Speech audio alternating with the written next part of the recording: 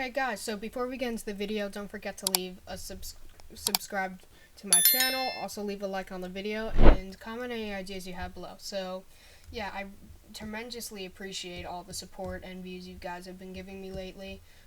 So yeah, okay, so, well, let's get into it. So the first cool trick that I found out, I was doing this one day while messing one day around with Blender, and I found this really cool modifier. So let's get into it. So okay, I'm going to delete the default cube like we always do, and I am going to put in a monkey as an example. You can do this with pretty much any model you have. It works with multiple models. You might need to time things a bit right to get a bit right, but for the most part, any model, anything, you can do it. Just make sure that it has like a lot of vertices, because sometimes it's going to look a bit lame if you don't have a lot of vertices. So yeah, okay, so just go here and go into the modifier tab. Now we're gonna go here. This is a pretty simple yet basic one that's very effective. So just go over here, right where my mouse is, build, click on build, and now the monkey is gone. But now if we play this, it builds the monkey as the animation goes on. Now you can tweak things like this. For example, I could set it to do this at frame 10. And then end, I can make it shorter or longer. I could end it at frame 50. So now it waits till frame 10. Now it does it, and it's a bit faster because it's going till frame 50. So yeah, it's pretty cool. You can mess around with that. And then there are also a couple of other features you can do with this. So you can go like that, right? Right here, I'm going to just do it to frame 1 and 50. Also, you can reverse it. So let's say you want to unbuild something, right? You can just go here, and as you can see, here it is at the beginning. You play it, and it goes in like that, and that is really cool. Very small thing, but very effective. Also, another couple features you can have is, so right now it's a bit decent, and it sort of like focuses on one part of it, and then it slowly dissolves it. The problem with that, well, there's no problem with it, but if you were to randomize it, or you want it to just be like randomized, you can go here, press on this, and as you notice, it'll be randomized. You see, every single part will go away in a random order. There will be no specific order. Also, you can adjust the seed and everything. So yeah, that's the first thing.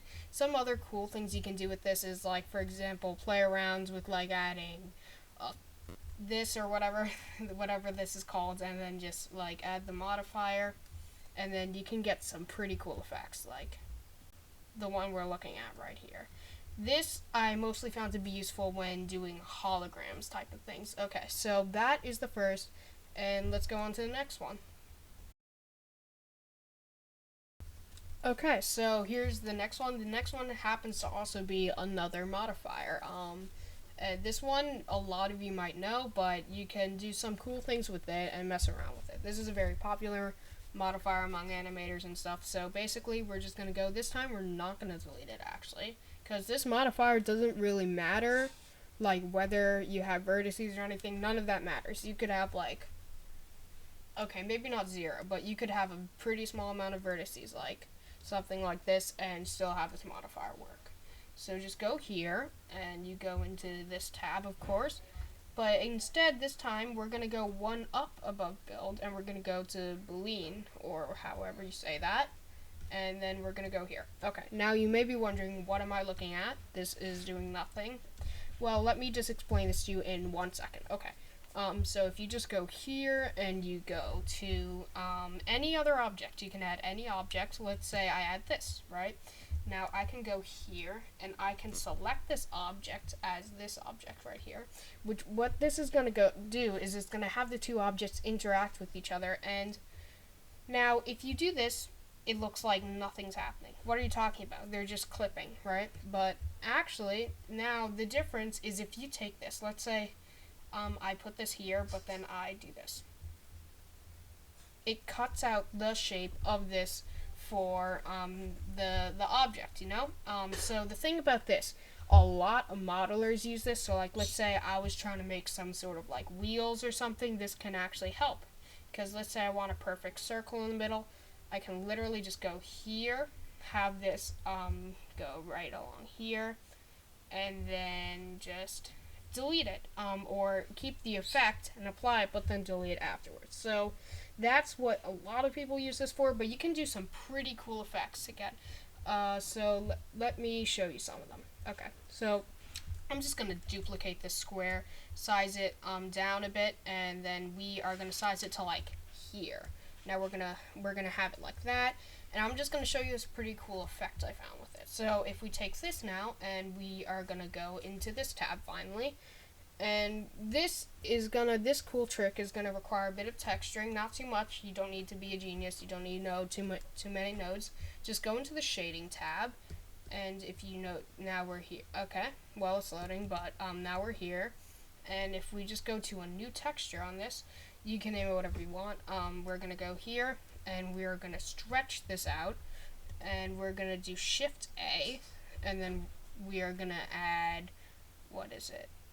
A mix shader. Okay, so mix shader. Now we take this, we put this here, and now you just need transparent shader. So here we go. We're gonna go to shader, and then we are gonna go to transparent, not translucent. Transparent works best.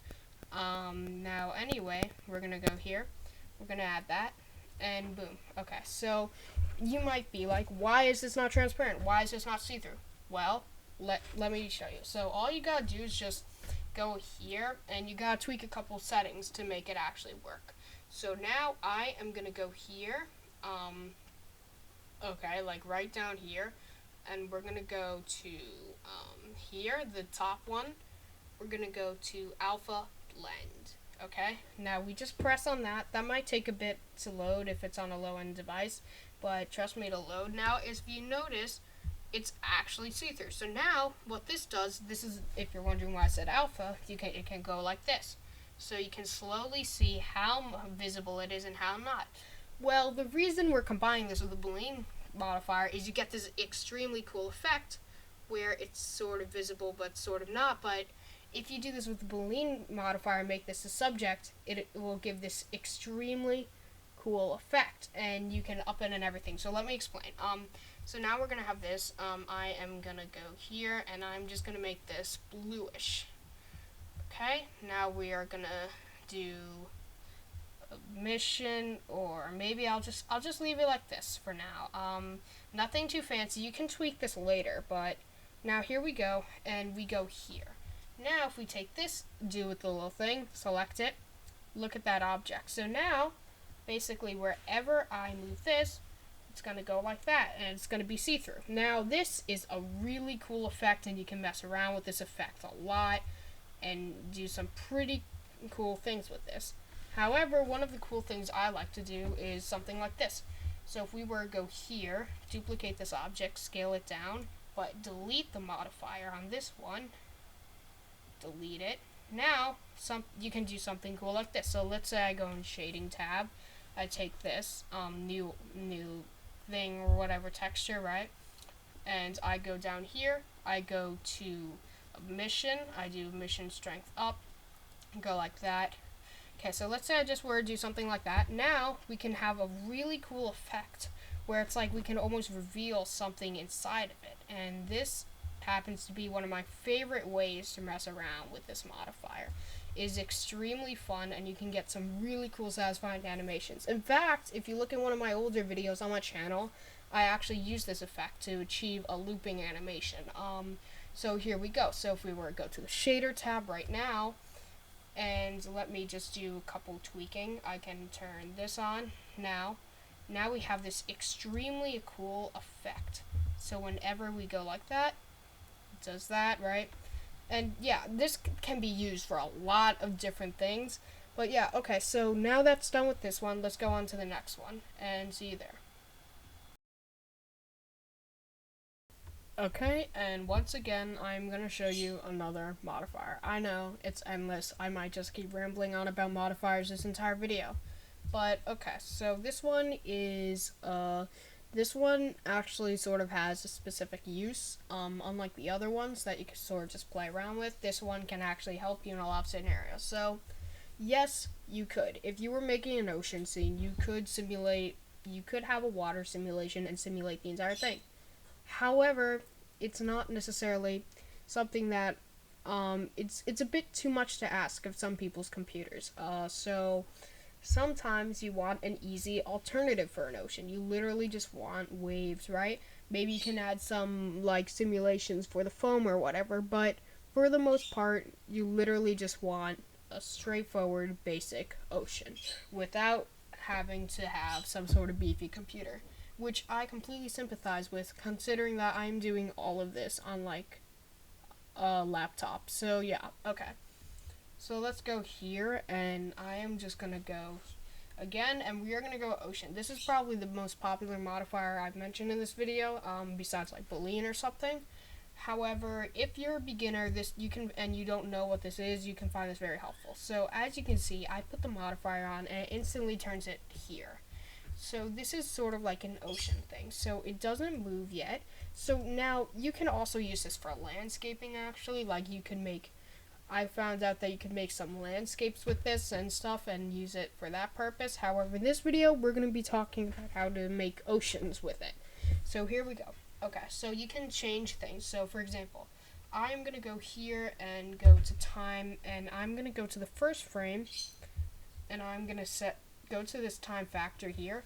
So if you scroll here, you notice that like it has, put it this way, it basically goes through all the random frames or whatever, right? So basically, if we go here, let's say we go to the first frame, okay? Now I'm gonna press this little dot right here, and it's gonna animate the property. Now if we go to frame 100, okay? Now we add this to 100, and we go like that. Now look. So that's a bit fast. You definitely want to fix something. Otherwise, it's going to look a bit cursed. So let's go frame 100 and say put 40. Okay, this is going to be a bit better. Still very fast. Yeah, but if you were to go frame 100 and put okay. Oh, it didn't even change. Okay, so here we go. So now here you go, and you got this ocean kind of thing. So now this may get fast, you have to adjust the speed. However, we're just going to look at some tweaks. So for example, you can go to depth. I'm not really sure what that does actually, but you can go to size, you can make it smaller, bigger, right? Until it goes back to the cube, right? Or you can go like that. Now if you want to go here, you might want to change something. So for example, go right here, go to the waves. Let's say you want it to be higher waves.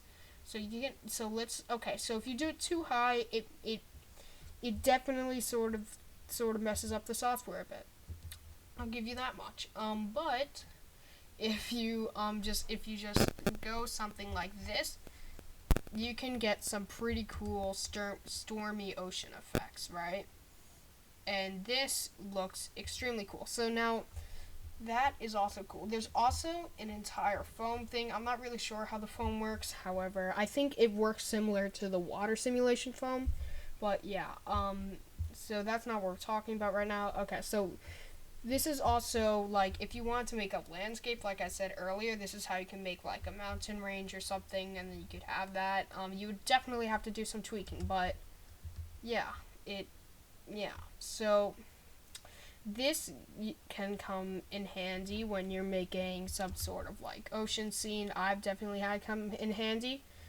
This is like one of the first modifiers I learned, but yeah, okay.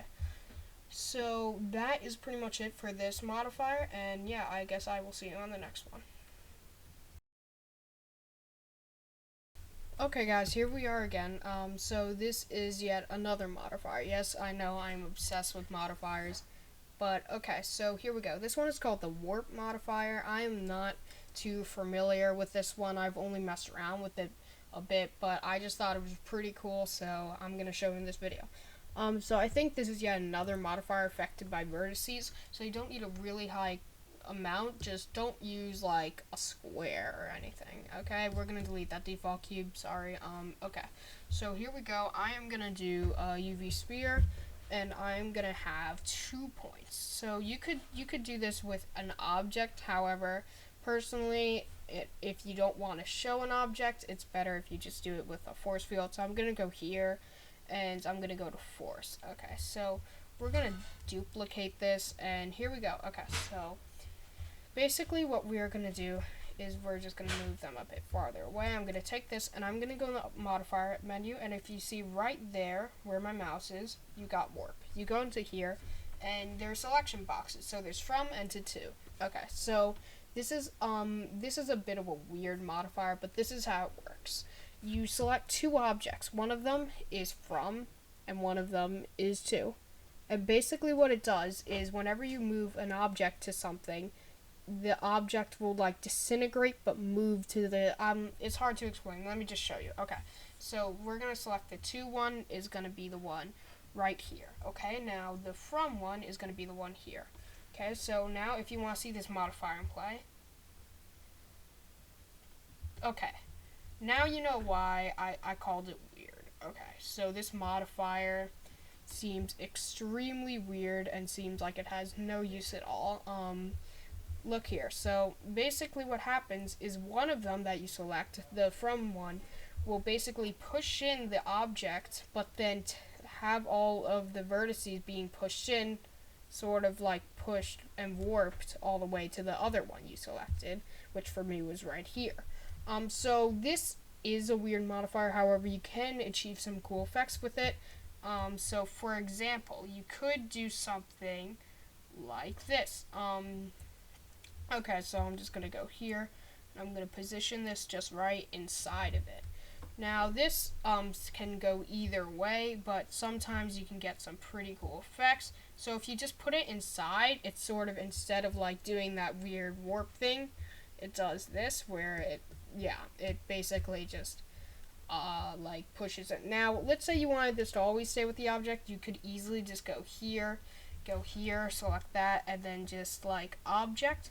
Now, whenever I move this, this goes with it, and that is way better, so then you can go like this. So, let me explain this. This is sort of like, maybe like, it could sort of be seen as like, if you use it in this way, it can sort of be seen as like a soft body simulation or something, except for a low-end computer or PC.